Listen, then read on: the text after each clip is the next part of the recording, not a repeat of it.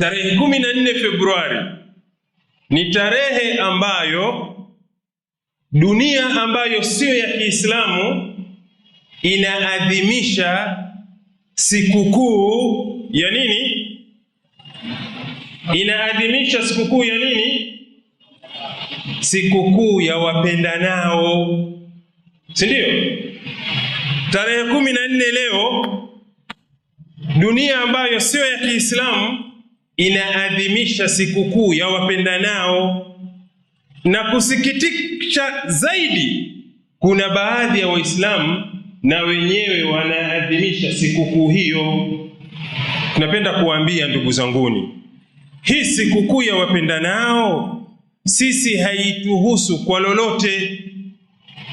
Sikukuu ya wapendanao, ngojeni historia yake kidogo. Sikukuu ya wapendanao ilianza karne ya 3. Karne ya 3 ndiyo imeanza hii sikukuu ya wapendanao. Roma, na tukisema Roma nadhani mnafahamu. Ilianza Roma karne ya 3. Pale Roma karne ya 3 kulikuwa kuna mtawala ambaye alikuwa akitawala pale, na yule mtawala alikuwa ana jeshi na maaskari. Akapiga marufuku yule mtawala, askari yoyote ni marufuku kuoa au kuwa na mpenzi. Nikisema kuoa au kuwa na mpenzi inafahamika. Akapiga marufuku kwa sababu aliona yeye kuwa ili maaskari wawe mashupavu na nguvu na waweze kuingia katika vita kisawasawa, wasiwe na wapenzi, ndio wanakuwa mashupavu zaidi na wanakuwa wana nguvu zaidi, na wakiingia kwenye vita wanaingia kisawasawa, sababu hawahofii kupoteza chochote. Hana mpenzi, hana mke. Akapiga marufuku maaskari kuoa. Alipopiga marufuku maaskari kuoa, kukawa kuna kiongozi, padri alikuwepo. Padri akapingana na msimamo wa kiongozi na akawa anawaozesha maaskari kwa siri, na huyu padri ndio alikuwa anaitwa Valentine. Si umeelewa? Huyu padri ndio alikuwa anaitwa Valentine. Akapingana na msimamo wa kiongozi, akawa anawaozesha maaskari kwa siri. Kiongozi akagundua kuwa Padri Valentine anaozesha maaskari kwa nguvu, na tamko la serikali linasema wasioe hawa. Akamshika yule padri, akamweka ndani, akamfunga, na inasemekana alimuua kwa sababu anaenda kinyume na nani? Na msimamo wa kiongozi. Inasemekana huyu Padri Valentine kabla hajauliwa, kuna kibinti kimoja kilienda kumtembelea gerezani wakati amefungwa. Kile kibinti kilienda kumtembelea, kumliwaza na mengineyo.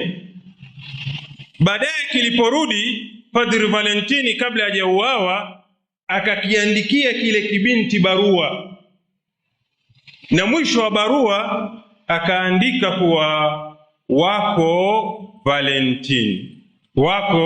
Valentine.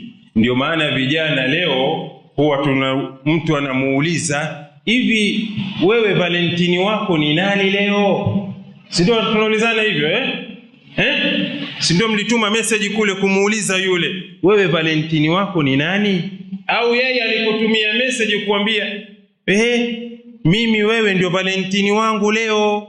Si ndio message zinatumika hivyo Hii yote imetoka kwa nani? Kwa padri. La tattabi'unna sanana man kana qablakum hadwa alquddati bilqudda hatta law dakhalu juhra dhabbin ladakhaltumuh. Haya maneno Mtume sallallahu alaihi wasallam alikuwa kisha yatabiri. Valentine ni ya Roma, sio ya Waislamu. Huyu ni padri ndio alianzisha Valentine. Sasa wewe unamfuata nani? Unamfuata padri, unamfuata Muhammadun sallallahu alayhi wasallam.